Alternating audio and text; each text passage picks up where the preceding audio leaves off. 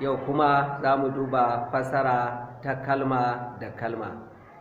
Da aka ce fassara ta kalma da kalma, ana nufin irin fassarar da mai yin fassara kan riƙa bin dukkan kalmomin da ke harshen asali ɗaya bayan ɗaya yana fassara su. Wato kenan ba wai yakan dunƙule ma'anar jimlar ce ko kuma maganar ko jawabin da aka gabatar ya fassara gabaki ɗaya ba. A'a, dukkan komai yawan adadin kalmomin da aka yi amfani da su a harshen asali, haka zai rika ƙoƙarin bibiyar su ɗaya bayan ɗaya yana fassarawa. Irin wannan fassarar ba a cika samun irin ma'anar da ake bukata ba, musamman a harshen karɓa.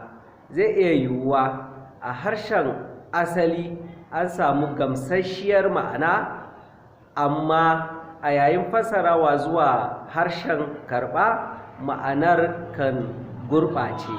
Hakan a nan na nuni ne ga cewa fassarar da tafi bayar da cikakkiya kuma gamsasshiyar ma'ana ita ce fassara mai ‘yanci.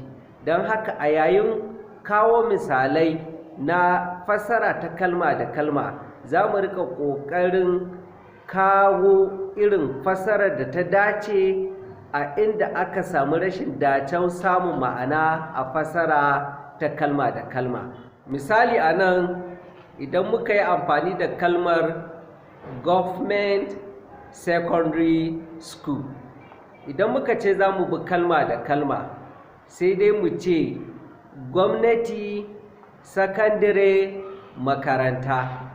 Kenan a nan mun yi la'akari ne da kalmomin da aka yi amfani da su a cikin harshen asali, sannan muka fassara su ɗaya bayan ɗaya.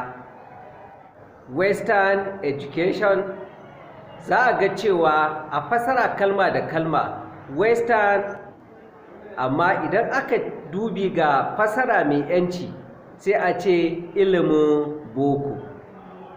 A nan kenan an fahimci cewar amfani da fassara kalma da kalma ba a iya cimma buƙatar da ake nufi.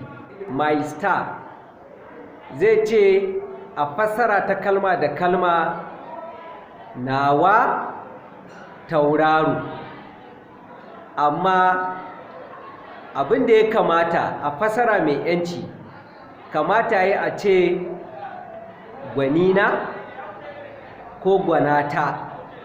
Taking the bull by the horn, ɗaukan bijimi ta ƙaho. Fassara ta kalma da kalma kenan. Amma idan muka yi dubi ga fassara mai ‘yanci, sai dai mu ce shiga sharo ba shanu.